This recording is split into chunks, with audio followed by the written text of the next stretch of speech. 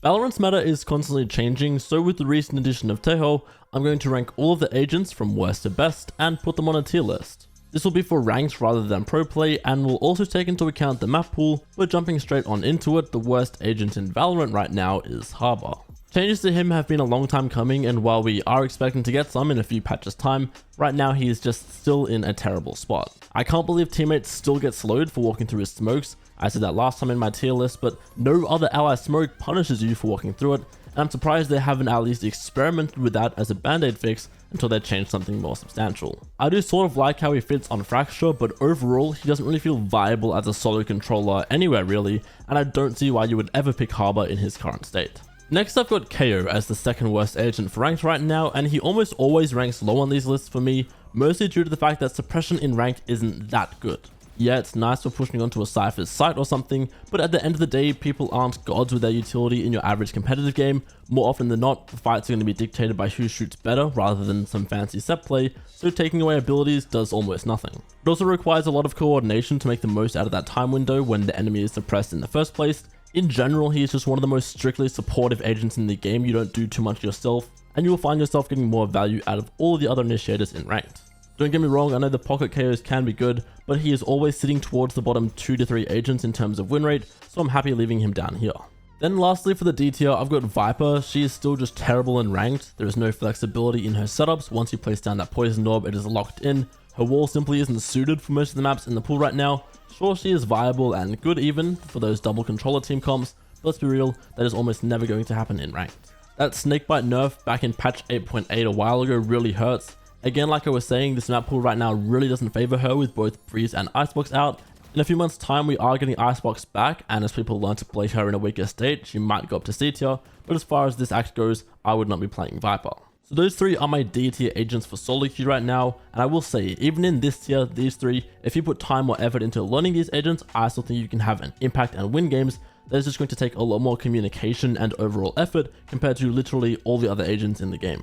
Moving into the C tier now, and the first agent I have is Astra, but I just want to make a point of saying that all of these agents to me in C tier are good, but only situationally, and that's why I couldn't argue putting Astra any higher for this overall list, because she requires a lot of game sense and map awareness, and on top of that, just a degree of communication that you won't find in most ranks. So in the right hands, I think Astra is a very powerful agent. She has incredible global presence, and I personally prefer playing her over Omen for most maps.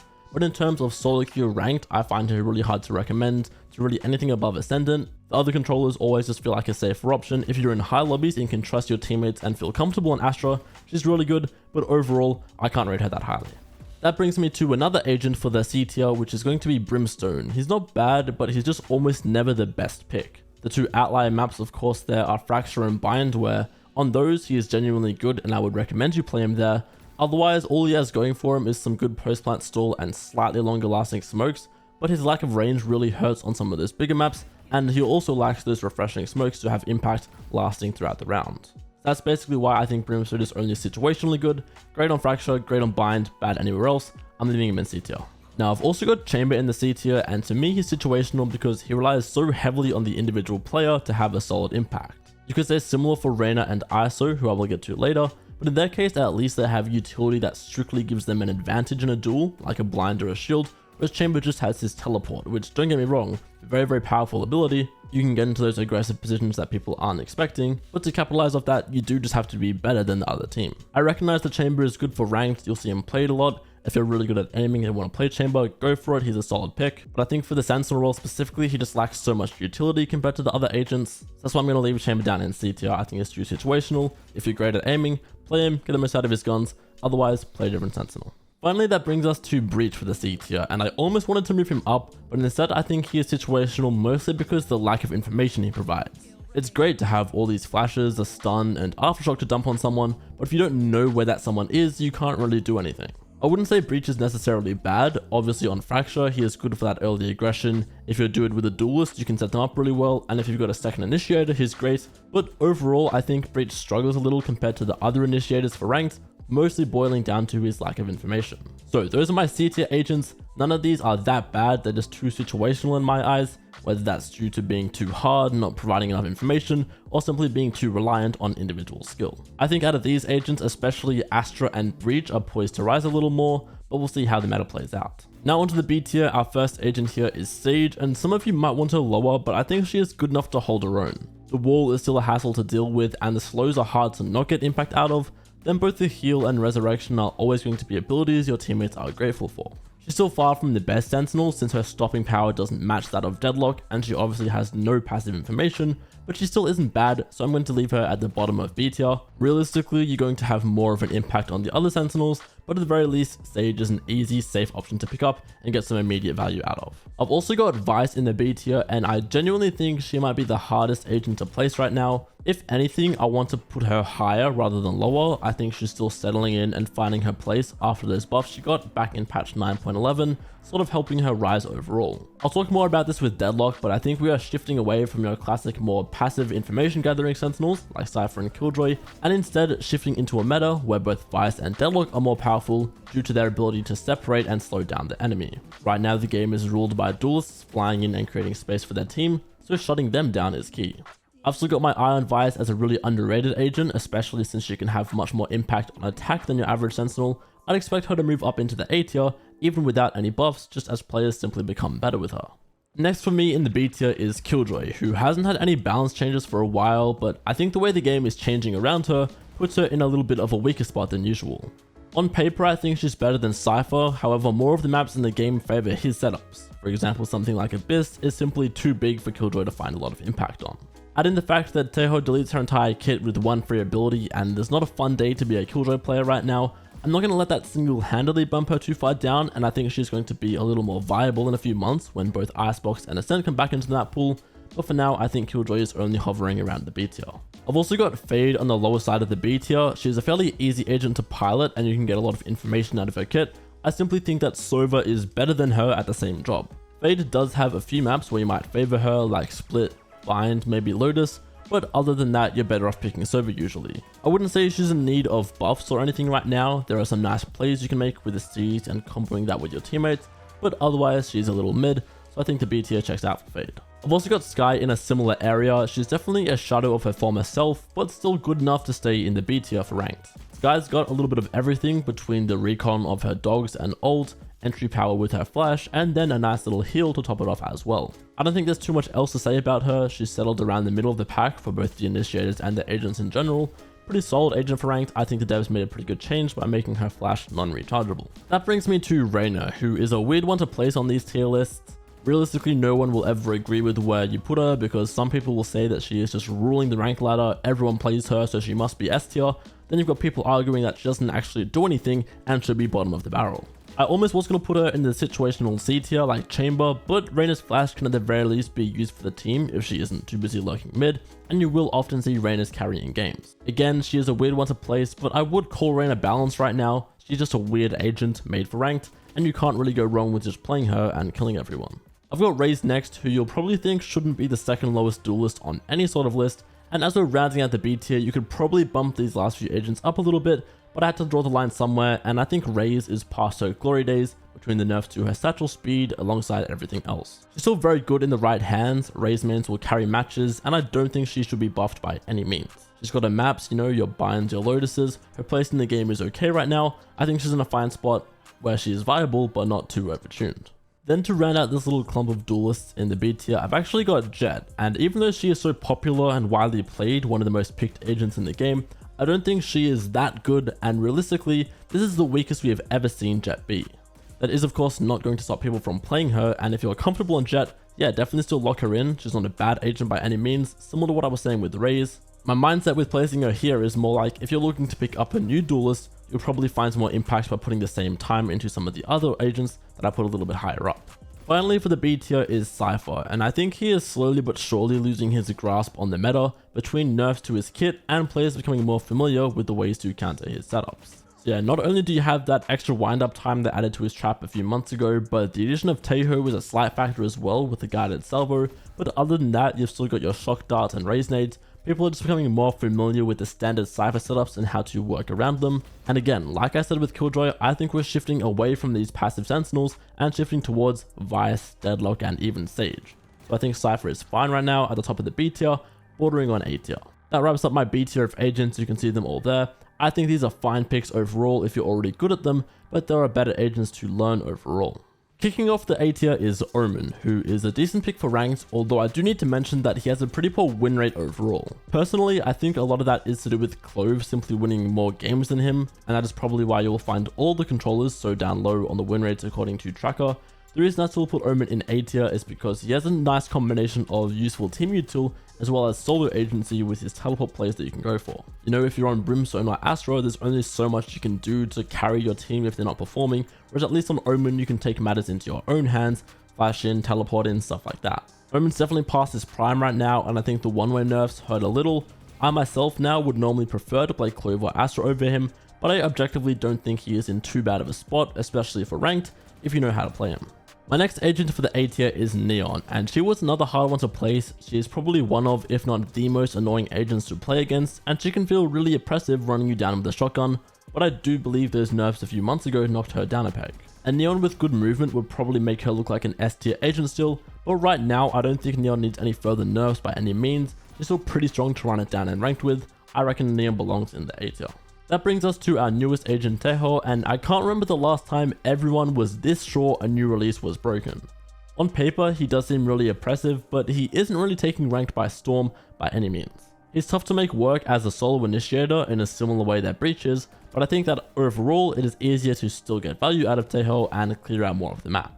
Having said that, I don't really think he is in desperate need of nerfs, at least from a ranked perspective, maybe other than tweaking his damage to utilities so that it doesn't break a Killjoy lockdown as easily as it does now. Of course, being such a recent addition to the game, he is going to be hard to place accurately. Personally, I think he is low A tier, being pretty impactful and easy to get value out of, but let me know where you guys would place him.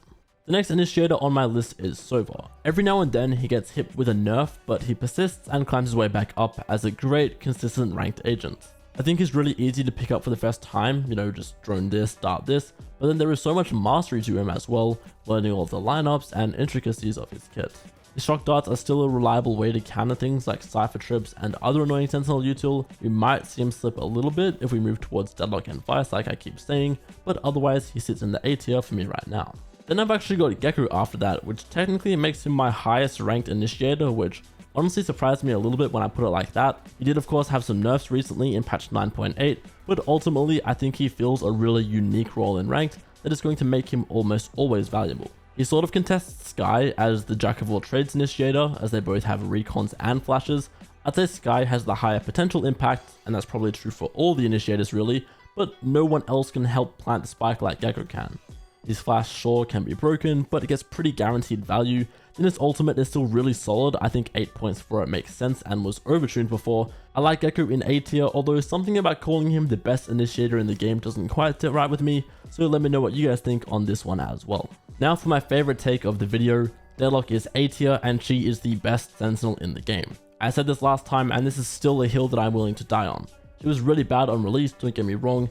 Even then I would still call her underrated.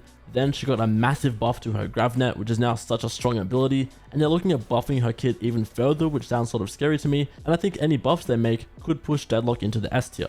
Once you're over that crotch of having no flank watch, she locks down a site better than anyone else can, and again, I will die on this hill that she's the best sentinel in the game right now. Similar to what I was saying with Vyse, the game is run by duelists running in, charging in, getting kills, so these more lockdown oriented sentinels are the only real answers to that in the game that exists. I do think we're going to see both Deadlock and Vyse become much more prevalent. Cypher and Killjoy are going to fall off, and so I absolutely have Deadlock as an A tier agent.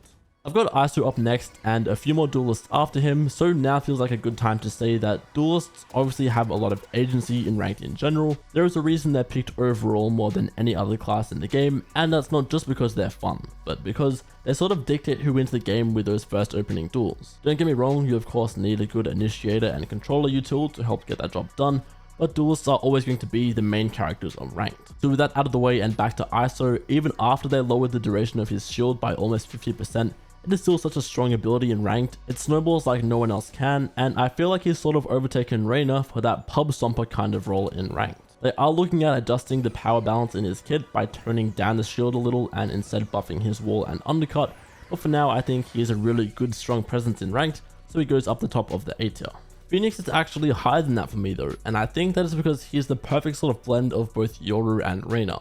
in the sense that he is really self-sustainable with his healing and ult, but he is actually a useful agent too, with so many flashes, his ultimate being such low cost and a great entry tool. You can realistically be using that every 3 rounds or so. Maybe I'm just a little high on him after the buffs, but I do think he is a really solid pick in ranked right now, and I think Phoenix belongs towards the top of the A tier. Then finally for the A tier, I have Yoru, who I still think is somehow underrated. People don't really notice him too much. He hasn't really received any meaningful buffs in like 2 years other than niche interactions for his clone. He's arguably the hardest agent to play in the game, and I'd sort of put him in the same class of agents as Astra, where they're very hard to learn and get value out of, but they will scale with your playtime and have the most to offer by playing them more. The reason one is in C tier and one is in A tier is because one is in the lowest win rate class and one is in the highest win rate class. Yoru's nature as a duelist / initiator hybrid is just innately strong. He has so much outplay potential between the teleports and flashes. Then his ultimate is like one of the strongest in the game. Maybe I'm putting him a little too high, as he is like bottom 5 agents for overall win rate, but I think once you put enough time into him, he is game winning. Yeah, you could say that for most agents, but it is especially true for Yoru. So those are all of my A tier agents here. I don't honestly think any of these guys actually need to be nerfed necessarily. I think the meta overall is in a very fair place right now. I just think that these agents compared to the B tier ones are a little bit more impactful and a little bit more overall useful. Last but certainly not least, that brings us to the S tier, and I only put one agent here, being Clove. And that's because, well, for one, they're very clearly a cut above the rest, but I also don't think anyone else is actually broken right now. ISO, Neon and Cypher have been the only other real S tier agents in the past few months and therefore been nerfed accordingly. Meanwhile, Clove has been dancing on them the entire time. People always seem shocked when I say that Clove is broken or imply that they're good at all, because I'll just say, well, Clove's util doesn't really do that much, the decay is bad, and they've got the shortest smokes in the game, right? So surely Clove can't be good. Wrong. Clove's kit is designed for ranked perfectly with the heal and self-revive. The metal isn't too crazy, but definitely isn't a bad ability either. Then you can smoke even after you've died, which is so insanely strong and undeniable impact. No other agent in the game comes remotely close to that concept. Let's say you take the same cracked player who was already rolling lobbies on Reyna, give him the most impactful ability in the game, slap on a speed boost and call it a day. That is Clove. Around the time Clove released, the devs said they are the highest win rate agent they've ever seen, and while it definitely isn't as prevalent nowadays, Clove is still a few percent above all the other agents and is just clearly in a tier of their own. People just don't really seem to notice or care that much that Clove is broken because they don't feel oppressive or annoying to go against, like an ISO or a Neon or a Cypher. But I think nerfs are definitely due. I think the best thing to target would maybe be the range of the overall death smokes, or maybe making it just one flat death smoke and no more than that. But yeah, I would say Clove is becoming a problem for ranked. So there is my overall completed tier list for ranked right now. I think in general, this is one of the most fair and balanced metas we've ever been in. There aren't too many outliers. Clove still a cut above the rest, but everyone else has their place. Even the B tier, those are all very solid, fairly strong agents. C tier have their uses. D tier needs some help, but other than that, that's what I think. I'm sure there are going to be many differing opinions though, so let me know what you guys think in the comments.